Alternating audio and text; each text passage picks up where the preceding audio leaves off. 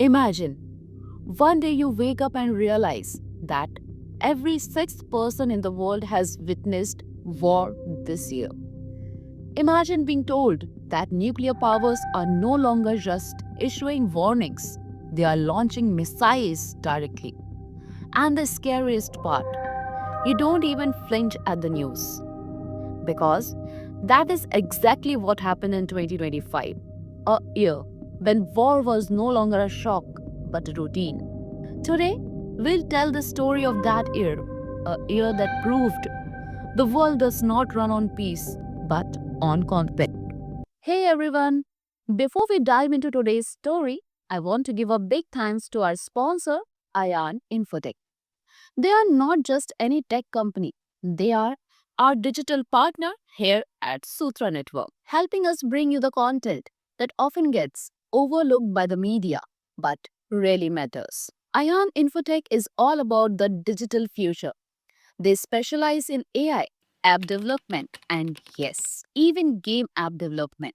They use their unique 4D model discovery, design, development, and deployment to ensure every project is a success. And in today's world, every business needs a strong digital presence. They are the ones who can help you move beyond traditional marketing and get your business visible on modern platforms like Gemini, ChatGPT, and all those new AI search and source hubs. So, if you are looking to bring your digital project to life and really stand out online, definitely check them out. And remember, by supporting them, you are supporting us. Hit the link in the description, mention Sutra Network, and you will get a little extra perk. To know more, visit ioninfotech.com. Now let's get back to the video. The year 2025 has come to an end. Now it's time to look back. The question isn't what happened in 2025. The question is, what did this year make us? Who steered politics? Who changed lives? And who shook the world? The answer is the same: conflict, war. 2025 was a year in which violence was no longer the exception, it became the rule. 2025 was defined by bloody and deadly wars. Nuclear powers were involved. There were so called rogue states that proved their reputation. There were ceasefires, but they broke within months. Most importantly, the human cost was enormous. Look at the numbers. In 2025, approximately 831 million people were affected by some form of conflict. That's nearly 16% of the global population. More than 240,000 people lost their lives. These numbers are terrifying, but behind every figure is a story, a life, a family, and these stories must be told. The war in Ukraine dragged on for another year. Russia employed a dual strategy. On one side, brutal trench warfare in eastern Donbass, and on the other, relentless airstrikes. Together, Russia and Ukraine conducted nearly 26,500 attacks in 2025, 53% more than the previous year. The civilian cost was heavy as well. Over 2,000 civilians were killed in 2025 alone. And this is just the civilian toll. It was a slow, exhausting, and continuously bloody year. The situation in the Middle East was even more explosive.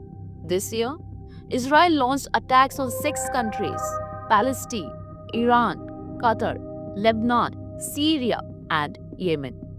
The heaviest human toll was in Gaza, where over 16,000 civilians were killed in 2025 alone. The relief came in October, when Gaza conflict ended. While allegations of ceasefire violations persisted, large-scale bombing largely stopped. Amid the Gaza war, Israel took another historic step. It directly attacked Iran's nuclear facilities for the first time. In response, Iran retaliated, and the two countries were engaged in 12 days of open conflict. Iran launched over 500 ballistic missiles at Israel. The situation escalated to the point that the United States intervened, striking Iran's nuclear sites with B 2 bombers. The rising tension eventually led to de escalation. This conflict was significant both symbolically and militarily, marking a shift from the decades long shadow war to open warfare for the first time. Now, moving eastward to South Asia, India and Pakistan came face to face. Pakistan sponsored militants attacked Pahalgam in Kashmir, killing 26 innocent civilians. In retaliation, India conducted airstrikes on terrorist camps in Pakistan. Tensions lasted 4 days, during which Pakistan launched drone swarms, ballistic missiles, and cruise missiles, most of which were intercepted by India's air defense system. Pakistani air bases suffered heavy damage, and after 4 days, Islamabad appealed for a ceasefire. This was the first major military clash between India and Pakistan in 25 years. In Southeast Asia, an unexpected conflict also erupted. Thailand and Cambodia, long standing colonial era border disputes, flared up at the end of July. Thailand launched airstrikes in Cambodia, forcing thousands to flee their homes. A sudden ceasefire followed, for which both countries thanked Donald Trump, claiming his tariff threats had stopped the war. However, the peace did not last long. Fighting resumed in early December, and even now, drones and projectiles continue to fly. These were the conflicts the world talked about, but many wars smoldered out of the headlines. Sudan has been embroiled in civil war for 2 years. The Congo has been fighting rebel groups for 5 years. Pakistan launched attacks on Afghanistan, and some conflicts could draw in the US in 2026, such as rising tensions with Venezuela. So, what impact did all these conflicts have on the world? The first fact is that violence became normal. Remember, when the war in Ukraine began, the world was shocked. In the 21st century, war seemed almost unimaginable. By 2025, nuclear powers were launching missiles at each other. One country attacked 6 nations in a single year, and the world kept moving. The second, more serious impact is that continuous wars weaken the global order.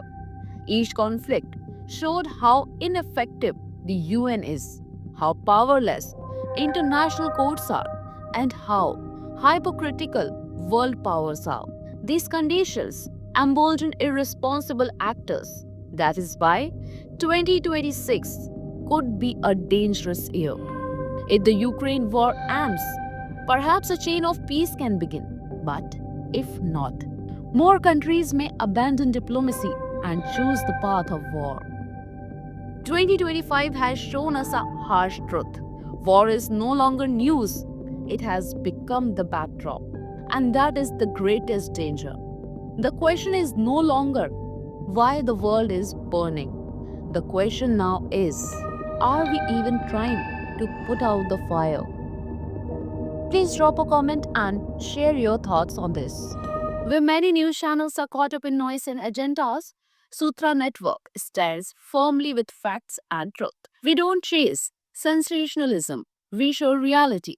If you believe in honest journalism, join us for truth, for change. And if you have a story that needs to reach the people, click the link below and share it with us. For more information, read our article on this. Link is mentioned in the description.